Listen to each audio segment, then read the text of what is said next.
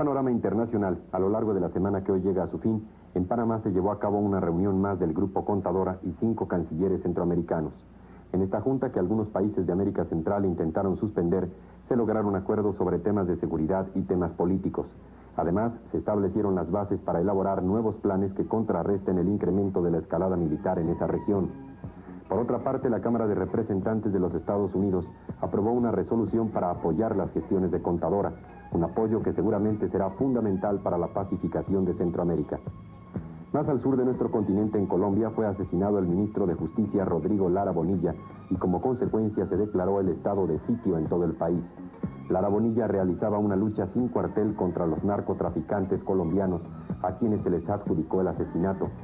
El presidente colombiano Belisario Betancur, luego de decretar el estado de sitio, prometió rescatar la dignidad de su país, secuestrada, afirmó Betancur, por los narcotraficantes. También esta semana en Alaska se entrevistaron el Papa Juan Pablo II y el presidente norteamericano Ronald Reagan. El encuentro tuvo lugar en la ciudad de Fairbanks, en donde el Papa hizo una escala antes de continuar su viaje a Asia.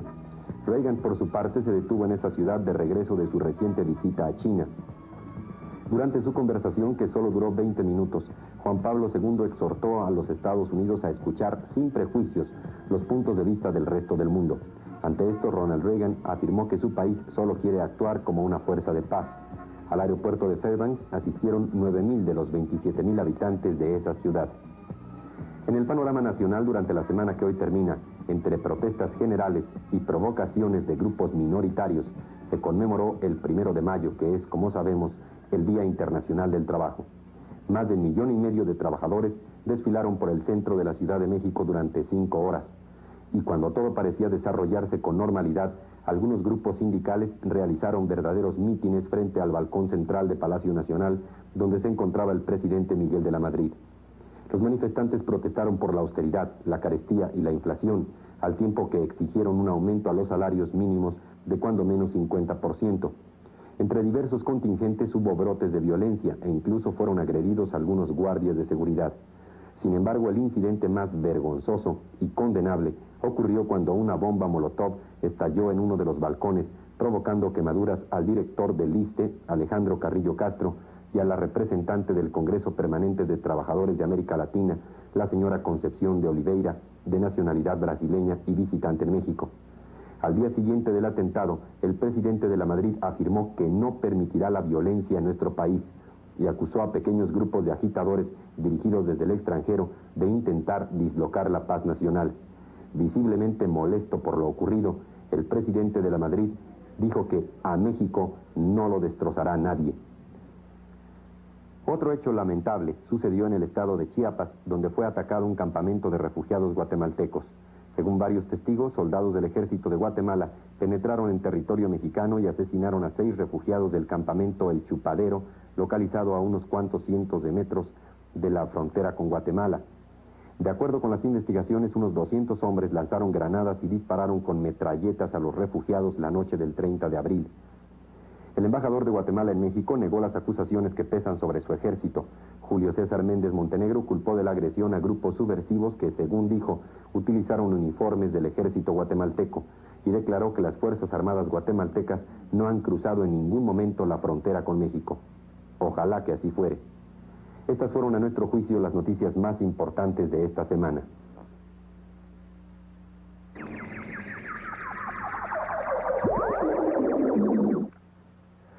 Nuestro país, sin duda, tiene una enorme riqueza artística y cultural en los pueblos indígenas de diversas regiones de la República. Entre los chamulas, por ejemplo, la celebración de la Semana Santa que acaba de pasar se lleva a cabo de una manera muy especial. Y precisamente nuestro compañero Mario Ruiz Redondo estuvo en Chiapas esos días para preparar este reportaje acerca de el mundo mágico de los chamulas.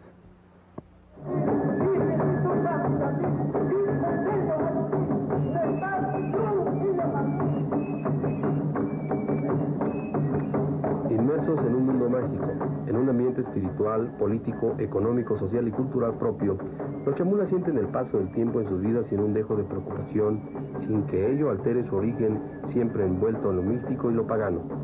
Guardan y defienden celosamente sus costumbres prehispánicas que se han impuesto a la influencia externa que no ha podido someterlos. Este importante grupo indígena, asentado en la región conocida como los Altos de Chiapas, pareciera ser uno de los mejores ejemplos de nuestro nacionalismo. La propia Iglesia Católica ha tenido desde siempre dificultades por el choque brusco entre sus objetivos de evangelización con las arraigadas creencias de los chamulas que han aceptado esta religión bajo condiciones muy especiales. El factor religioso es vital en la vida de los chamulas. Uno de los eventos más trascendentes lo representa la reciente celebración de la Semana Santa.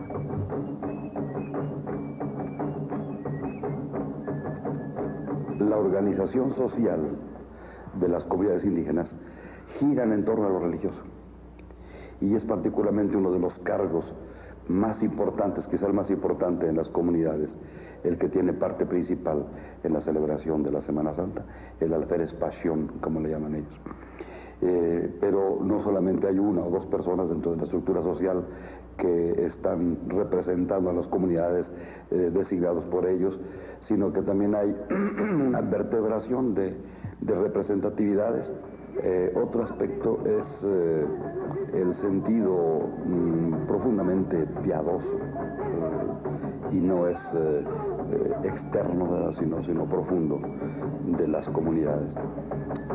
Menciono, por ejemplo, el hecho de que los varones que representan a los apóstoles tienen un atuendo especial, un vestido que no es semejante a ninguno de los que ellos usan en su vida cotidiana. Los llamados santos varones se han preparado tiempo atrás, han caminado hacia la tierra caliente para traer ciertos adornos con los cuales decoran el templo, y durante su peregrinar han hecho ayuno y no han tenido trato sexual con nadie. Hay una situación de limpieza, de purificación.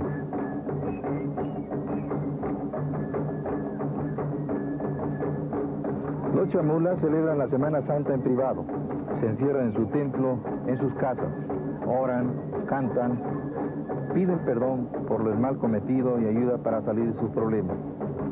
Entrar en su mundo religioso es imposible. La imagen solo debe quedar en la mente de quien participe de este ambiente mágico. En estos días, el alcohol forma parte del rito religioso de una manera muy importante, lo mismo que el tianguis. Hasta aquí llegan los habitantes de las 72 pequeñas comunidades que integran el municipio de San Juan Chamula, que no han sucumbido aún al embate de la influencia externa y sostienen sus principios religiosos. La ceremonia más trascendente se desarrolla el viernes en el interior del templo. Es precisamente cuando ocurre la crucifixión de Jesucristo, en medio de gritos y cantos, en una especie de escenificación teatral que emula los acontecimientos originales. Muy cerca, a 20 kilómetros de distancia, se localiza la ciudad de San Cristóbal de las Casas, la más importante de la zona, donde las costumbres religiosas son también parte básica en la estructura social. Se observa de inmediato el contraste tanto en la organización como en la realización de las festividades religiosas. Sin embargo, el tiempo pareciera ser la principal diferencia. Hay una especie de doble funcionamiento del tiempo en el campo y en la ciudad, y eso lo experimenta cualquiera que ha tenido esta experiencia de insertarse por algún tiempo, 1 o 2 días en una comunidad campesina. El tiempo está a servicio del hombre en las comunidades indígenas y no el hombre a servicio del tiempo como en las comunidades occidentales, en donde vivimos más bien pendientes del reloj. Entonces ellos no se preocupan del tiempo, pero una celebración, por ejemplo, esta del Viernes Santo, empieza a las 10 de la mañana quizás sus preparativos y termina tranquilamente a las 5 o 6 de la tarde, sin que haya ninguna gente que esté viendo su reloj, porque van a eso, toda la comunidad va a convivir. Y este es otro punto también importante, estas celebraciones no son algo que simplemente atrae, se queda allí y cada quien se va, sino que hay una convivencia y una interrelación comunitaria dentro de la celebración.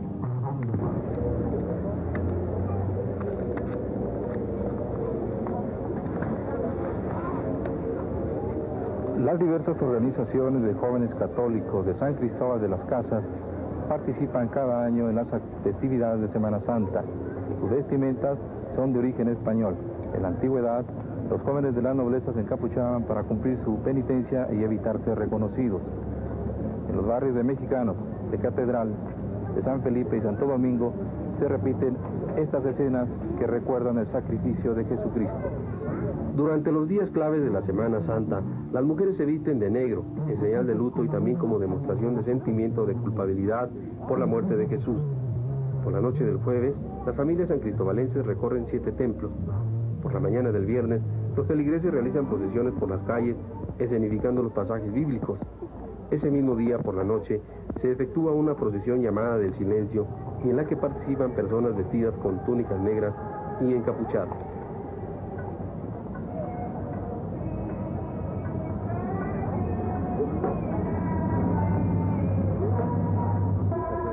Pero donde la celebración de la tradición religiosa cobra mayor vistosidad debido a la asistencia tumultuosa de los creyentes, es en el pequeño poblado de San Felipe, apenas a 2 kilómetros al poniente de San Cristóbal de las Casas.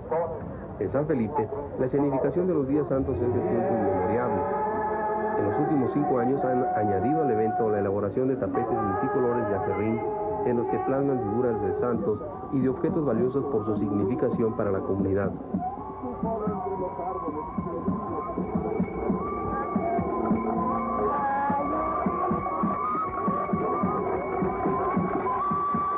Ocurre igualmente en San Felipe alguna coincidencia con los ritos chamulas. Se da la mezcla de sus costumbres originales con la influencia evangelizadora de la conquista. No obstante, son los chamulas los que más reflejan fielmente su rechazo mayor a todo lo que consideren un riesgo para sus creencias. Por ejemplo, la cruz tiene un significado especial. Representa una puerta de comunicación con el más allá. Son colocadas en los lugares donde hay agua o en cuevas. En las cuevas donde hay agua o en las vertientes, los chamulas tienen la certeza de que rezándoles tendrán agua abundante para sus cosechas. Encienden velas y danzan para lograr su propósito. El fin de la Semana Santa para los chamulas empieza a las 2 de la mañana del sábado. Es en las casas de los organizadores, a quienes se les conoce como pasiones, donde la música de guitarras y arpas se deja escuchar, confundida con los cánticos en idioma tzotzil. Ondean las banderas recién guardadas luego del carnaval en días de febrero. Nuevamente surge el alcohol, que se reparte indiscriminadamente entre los asistentes, que entre trago y trago rezan oraciones y cumplen sus penitencias. El acceso a esta ceremonia está prohibida a los extraños. En el transcurso del día, lo mismo que en San Cristóbal de las Casas y otras comunidades, se efectúa el acto de la quema de Judas, hechos a la semejanza de personajes famosos en estos pueblos o de otras regiones. Y en tanto en San Cristóbal de las Casas, al mediodía todo vuelve a la calma, en San Juan Chamula la festividad concluye entrada la noche. Los indígenas consideran cumplido su compromiso con su religión, mezcla de lo místico y lo pagano. Están en contacto con los Totil Meiletic, que jamás los desampararán.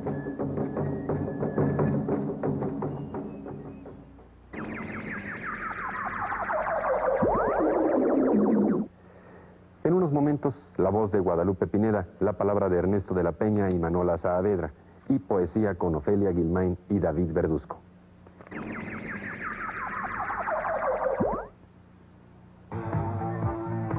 Los trabajadores tenemos derecho a participar de las utilidades de las empresas. Es una conquista laboral. Hagámosla valer. El Congreso del Trabajo te proporciona orientación y asesoría. Si requieres mayor información, acude a Ricardo Flores Magón número 44 o llama al teléfono 597-8088 en la Ciudad de México. Bernice, amores, soy virgen. ¡Ay, qué susto me diste! Y ahora que estoy lavando la bici de mi novio. Susto te vas a dar cuando nos quedamos sin agua. Sí es cierto, la voy a cuidar. Ya hay muy poca, ¿verdad? Claro que sí, el agua es de todos. Y tú lavando la bici al panadero. Oh. ¡Ya ciérrale! Te la estás acabando. Continúa el milagro, el éxito arrollador, el mensaje de amor más emocionante y verdadero. 500,000 espectadores han asistido ya a presenciar este deleite visual y auditivo que es José el Soñador, la ópera rock de la juventud con Guillermo Méndez, María del Sol, Héctor Ortiz, Manuel Gurría y un gran elenco. Televiteatro 1 presenta un espectáculo de Julissa. Boletos únicamente en la taquilla. La única mujer que supo amarte de verdad.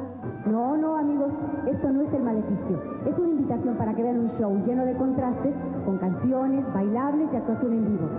Les espera su amiga Norma Herrera a partir del 11 de abril. Recuerden, contrastes no se parece a nada, se los aseguro. En su Canal 2, de lunes a sábado a las 7 de la mañana, hoy mismo, lo más importante en la noticia, las atracciones más emotivas, el contenido periodístico actualizado con los corresponsales nacionales e internacionales de México y las principales partes del mundo. Hoy mismo con Guillermo Ochoa, Lourdes Guerrero y Juan Dosal. Viva al tanto con la información veraz de hoy mismo, de lunes a sábado a las 7 de la mañana, por Canal 2. Vamos ahora a escuchar la voz fina y suave de Guadalupe Pineda. Ella, de nuestro grupo de cantores para gente grande, nos va a interpretar una bellísima canción, un bolero inmenso, de verdad. El título, ¿Cómo fue? Duarte, el compositor, de Guadalupe Pineda y su grupo La Recreación.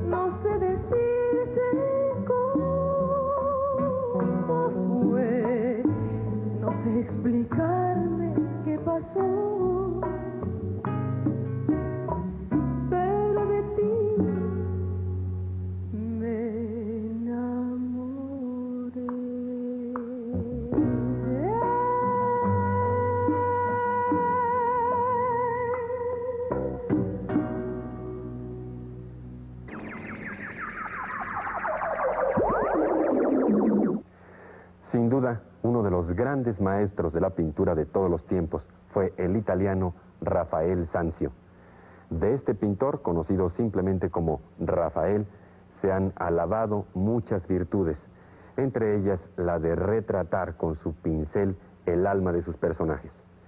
Hoy, nuestro compañero Ernesto de la Peña nos habla de este artista, creador de un verdadero estilo pictórico, Rafael.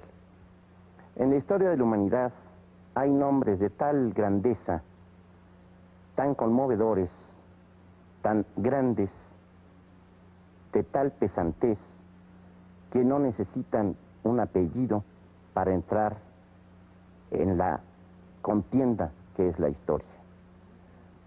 Decimos simplemente Miguel Ángel, Dante, Leonardo o Rafael. Rafael, uno de estos grandes, no necesitó en efecto de apellido alguno que le sirviera como una muleta para entrar en la inmortalidad. Entró por su propio pie, llamándose Rafael a secas.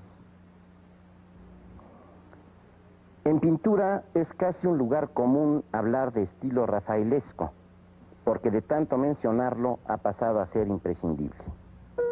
Porque en efecto la pintura de Rafael, a fuerza de depurada, parece captar solo las esencias de los seres que retrata. En pocos casos, como en el suyo, se puede afirmar que el arte pinta a los hombres no como son, sino como deberían ser. El Renacimiento italiano, uno de cuyos más ilustres representantes es el pintor de Urbino, propendía a la búsqueda de los ideales platónicos. Es decir, se proponía captar no lo transitorio, sino lo permanente, no lo mudable, sino lo inalterable. Rafael, nacido en 1483 en Urbino, era hijo de un pintor de poca monta, Giovanni Santi, pero desde temprano recibió la influencia del gran Piero della Francesca. A pesar de sus cortos años, Rafael reflexionó en las teorías de la perspectiva. Más tarde, en su etapa madura, el perfecto equilibrio de la composición monumental hace recordar la lección aprendida. Los frescos de la estancia de Heliodoro en el Vaticano son una demostración del dominio que Rafael tiene de los planos de la composición. Pero no solo descuellan el movimiento, la compensación de los volúmenes y la extraordinaria eficacia de la combinación de los colores, sino que también, casi más que cualquiera otra cosa, Rafael es un retratista excelso, que pinta no la figura externa, el ropaje del cuerpo, sino el alma, el ánima, las intenciones ocultas, en una palabra, el hombre interior. En el retrato de Baldassare Castiglione, erudito, hombre de corte, codificador de la elegancia del perfecto cortesano, Rafael supo transmitir a la posteridad no solamente los rasgos de su rostro, sino la tersura humanista de un hombre que está en paz consigo mismo y que lega a los hombres que han de seguirlo los secretos de la relación armónica con el mundo. Probablemente el más acabado reflejo del arte renacentista sea este, el de un mundo satisfecho de sí mismo, avaro de los tesoros de una antigüedad clásica recién descubierta de nuevo y plenamente consciente de que el lugar del hombre en la creación es supremo y definitivo, a pesar de su propia finitud y la presencia continua de la muerte. Y de ahí, Rafael vuelve los ojos a la religión, a los más recónditos secretos de la teología y de su sierva, según decían los pensadores medievales, la filosofía. El mundo que Rafael prefiere, por esa tendencia a buscar las esencias, a platonizar en una palabra, es el celeste, el de los pontífices triunfantes tras una larga y empecinada batalla en pro de la verdad dogmática. Pero no le son extrañas las querellas de la filosofía, maestra de la vida y rectora de los sentimientos. Y sin embargo, el arte de Rafael no está regido exclusivamente por estos trasmundos. Cuando empuña el pincel y nos traza un retrato, la verdad humana, inmediata, tiene también la importancia de su presencia física. La rotundidad de su vida cobra la trascendencia definitiva de lo humano. Pero lo humano transfigurado, trascendido en el mundo imperecedero del arte. En Rafael combaten todavía dos espíritus, el medievo y el renacimiento. Pero sabe armonizarlos en una síntesis en donde la hondura de las luchas teológicas y la sumisa subordinación del hombre a los mandatos divinos están atenuadas por la verdad humana de los rostros, el definitivo testimonio de nuestra existencia terrestre y la complacencia del ser humano con el mundo que lo rodea. El sabor cristiano no se aparta nunca de sus cuadros, pero no tiene regusto alguno a tragedia, sino que se convierte en un cántico a la vida, a la estancia en la tierra. Los caballeros, las damas que pintó Rafael, muchas veces están sonrientes, con una sonrisa enigmática y misteriosa que parece ocultar ante nuestros ojos un secreto que definitivamente se fue para siempre con ellos. El de esa armonía, esa especie de complicidad complacida con el sentido de la vida. Una faceta poco conocida, aunque no por eso menos brillante, de la gobernadora del estado de Colima, Griselda Álvarez, es la de poetisa y cuentista. Ahora, la espléndida actriz Ofelia Guilmain nos dice el poema de Griselda Álvarez, Eclipse, musicalizado por Pedro Ávila y acompañado por la lectura del cuento Última Ausencia, también creación de doña Griselda Álvarez.